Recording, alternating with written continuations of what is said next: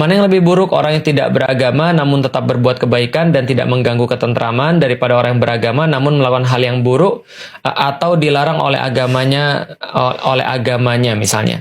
Jadi gini teman sekalian, kita itu kalau mengambil sebuah perumpamaan itu harus head to head. Harus kemudian kita apple to apple. Contoh misalnya, baikan mana? Ada orang yang kerudungan tapi judes, ataukah orang yang nggak judes tapi nggak kerudungan?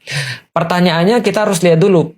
Bukan pertanyaannya. Hal yang harus kita lihat dulu adalah pertanyaan ini mau mengarahkan kemana. Kalau kita ingin mengarahkan pada seolah-olah kalau orang yang nggak kerudungan itu lantas boleh melakukan kejahatan, ya itu juga salah. Kalau saya secara pribadi, ya kita lihat ini adalah suatu amal yang berbeda. Contoh kayak gini ya misalnya ya. Kita makan itu amal yang berbeda. Amal satu. Kita contoh lagi misalnya, kita berbuat baik itu juga amal yang berbeda. Jadi jangan dibandingin karena ini dua amalnya berbeda. Kecuali kalau Anda bandingin begini, lebih enak mana antara mie ayam sama mie sapi? Nah, itu bisa dibedakan. Menurut saya itu saya bisa jawab. Tapi kalau dibedakan antara dua amal, yang amal-amal itu berbeda, kita harus pilih yang mana? Ini seringkali menyebabkan orang-orang justru menjadi legitimasi bagi yang jahat untuk tetap jahat dan yang baik jadi nggak kelihatan baik gitu loh maksudnya.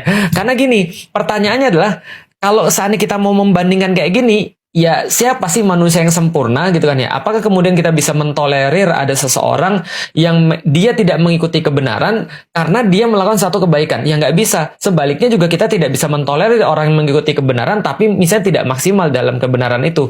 Kalau kita ditanya kita harus jawab yang maksimal dong. Kita harus jawab yang yang ideal dong. Ya mendingan adalah Anda muslim dan Anda berbuat baik. Dan sejatinya kalau orang muslim memahami betul agamanya, dia tidak akan berbuat buruk. Nah, jadi jangan pakai pertanyaan-pertanyaan yang pertanyaan itu kontraproduktif.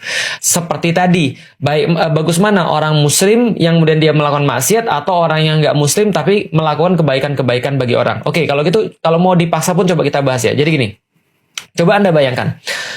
Ada orang yang lomba lari, dia menang tapi nggak daftar.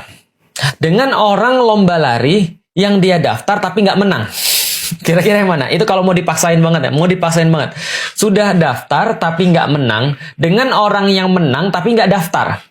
Kira-kira kalau yang nggak daftar akan kemungkinan nggak dihitung? Ya nggak dihitung karena dia nggak daftar. Tapi dia tetap kemudian dihargai. Iya perkara lain. Kalau kita melihatnya dari angle dia dihargai atau tidak. Kalau kita lihat dari angle-nya misalnya dia dapat piala atau tidak, ya jelas nggak dapat. Ya sama kayak gini misalnya. Gak usah contoh lagi deh, langsung nyataan. Ada orang dia bukan muslim. Lalu dia baik, kebaikannya dihitung nggak? Nggak dihitung kalau kita bahas dari sisi Islam. Tapi kalau ada orang yang ada orang yang muslim, walaupun dia kemudian nggak berbuat baik atau dia berbuat jahat, ya dia masih ada pahala muslimnya. Tapi saya nggak mau untuk membahas ini dengan menjawab dengan cara kayak gitu. Kenapa? Karena itu jawabannya maksa. Kalau saya secara pribadi, ya saya jawab saja bahwa kalau kita disuruh milih, maka kita akan milih jadi seorang muslim yang baik. Ketika jadi seorang muslim yang baik, maka kita pasti akan melakukan kebaikan-kebaikan. Sebagaimana yang sudah kita bahas sebelumnya. Jadi gitu ya.